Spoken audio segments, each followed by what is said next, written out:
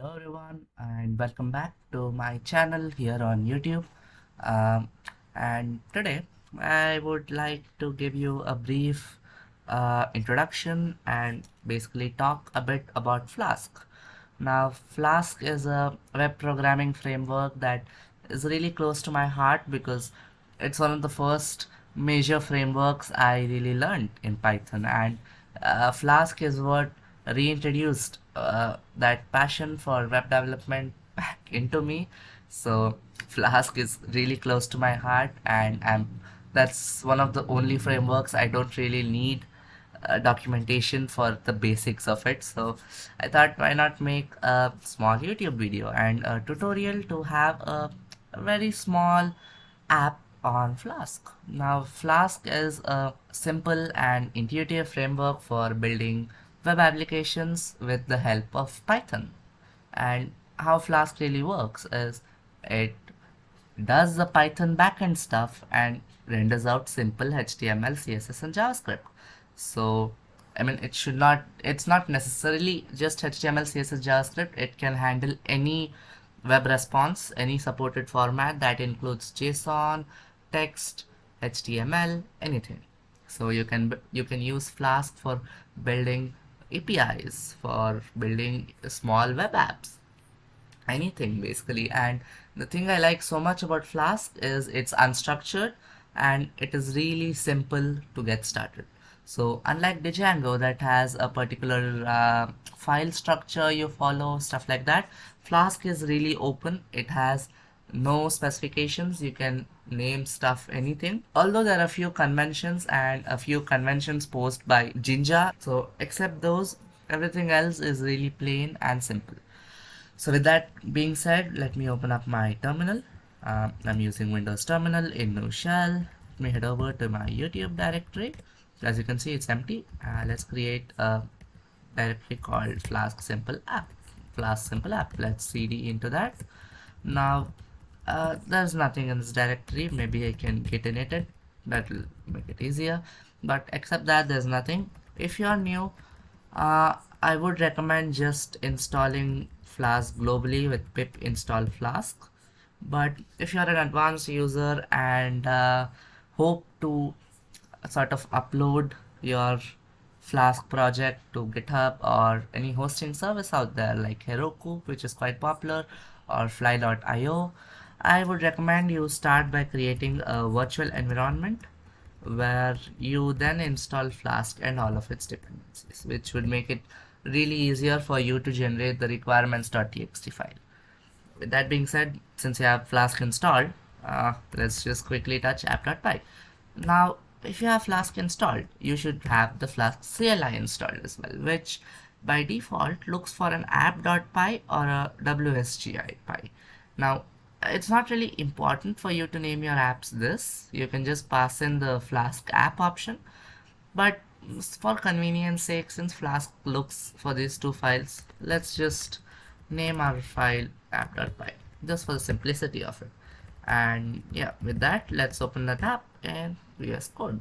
Now, small disclaimer, I have the GitHub Copilot extension for VS Code, which will give me autocomplete features in VS Code. You might not have the same features as that, so bear that in mind. With that being said, let's quickly import our main Flask class from Flask, right? And if you're familiar with Python, you would be familiar with the name variable, which basically gives us the name where Python is running. So you have to pass that into the Flask. That's all the context it needs, but the default context. And then you can start defining small routes. So you can use decorators in Python, which basically decorators are basically like a function accepting a function. That's the best way I can define that in a broad sense. So you pass in a function to the app.route, define the route in inverted commas, and you cannot keep anything, it'll just recognize, but by convention you just give a small slash, and that should be your Flask. That's all you should need. And now if I go to the terminal and say py app.py, You see that pause, but nothing really happened. That's because we didn't start our server.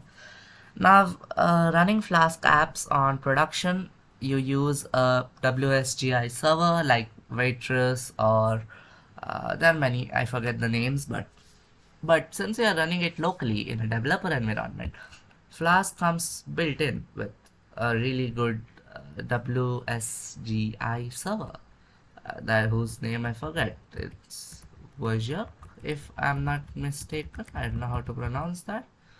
Uh, yeah, Wezwo. I'm really not sure how to pronounce that. I'm so sorry if I butcher it. So anyway, to run it, you just say app.run and you say debug is true since we want all those cool little analytics. And as convention, just wrap it up in a name is equal to main function. So yeah, as you can see, this is a development server. You get a URL, and let's quickly open this up in a good web browser. 127 5000, and yeah. As you can see, there's a type error because our view function where Python checks for index did not return a valid response. Now to return a valid Flask response, your function has to include the return parameter, which we did not. So just say return. Here you can return any supported HTTP response. So that can include JSON, that can include text, or plain up HTML. So in this case, let me just include text, say, I don't know, hi noob. If I refresh the page, as you can see, you have hi noob there. So if I zoom in right there, hi noob. If I go to inspect element, inspect that, body, hi noob, nothing else. Really simple. And now anything is a supported response. So even a p tag is a supported response. So if I go to inspector right now and check that, you can see that it's a p tag now. I can have a h1 tag. So you get the gist of it, hopefully. See, you now have a h1 tag. And you can technically write out a whole HTML response like this, like have a multi-string statement, write hello world, do stuff like there is this and and return a string of body, and I'm converting a string to string. It's just habit. So as you can see, we can render out HTML like this, and it's pretty good, but uh, it's not really optimal for us. So Flask introduces a handy method called render template, which, as you might have guessed, renders a Jinja template. So Jinja is an excellent templating library written for Python. Most HTML parsers and stuff use it. It's really good, and the way it works is it looks for in HTML files in a folder called templates. So let's create that. Say index.html in the template. Write some quick boilerplate HTML code, Flask simple app. Right. So give it some quick styling maybe. Since I'm working in dark mode, maybe I'll do that. I don't know, something like 0a0 0, yep, something like that should work, and give it a quick line height of 2.2 since I like that. And let's just block the content here. I don't think I need it. I can just say body here. So right now we should have a render template where we can pass in the body to be anything. Quite cool, right? Oops, I think, yeah. Since I have autosave in VS Code enabled time to time, my server might crash because VS Code saved it at the wrong time. It's a balance, I know. So if I refresh it right now, as you can see, we have that good dark theme going on, and we have hello world passing, which is also really cool. Now this body need not be just user defined text. So let's say I want to pass in the date time. So I can just say import date time, and I don't know, pass in date time to be date time dot now, right? Or I can perform complex mathematical operations, I guess. So yeah, this is actually quite cool. So I can say from SymPy import star, and I don't know, go like X is symbol X, not symbols, it's symbols, I suppose. And I don't know, uh, maybe like result is what, like differentiation of sine x, sine square x is the respect to x, and maybe I can pass that as a result as well, and maybe pass the date as well, and these all go by default to our index.html, which is honestly quite cool. So if I go right here, I can maybe quickly open up an data and say the date is like date, right? Really simple. Or I can go like the result to your differentiation is result. Oh my god, wrong spelling as well as differentiation right there. So, oh, yep, that again, exit it out. If I refresh it now, oops, I don't think it's working for some reason. Is it because I'm gonna do it? Maybe this should do all the difference. No. Dot eval and maybe substitute. What about them? Why am I obsessing over this? It's oh no, I've declared it as math. So I refresh it now. Yeah, I get the correct one. I don't need to evaluate it exactly. So if I do that, uh, I get 2x square cos square x, which is correct. Yeah. So this is how you can do dynamic stuff. So you can perform complex mathematical operations. Like the possibilities are endless, which is what is which is what excited me the most when I shifted my paradigm.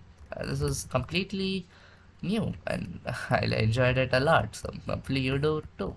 Now, this is not all that Flask can do. Like, let me introduce you to JSONify, which is basically a JSON abstraction to this. So if I go API and define an API route, so maybe my data looks something like this. My name is John, my age is 30, and city is New York.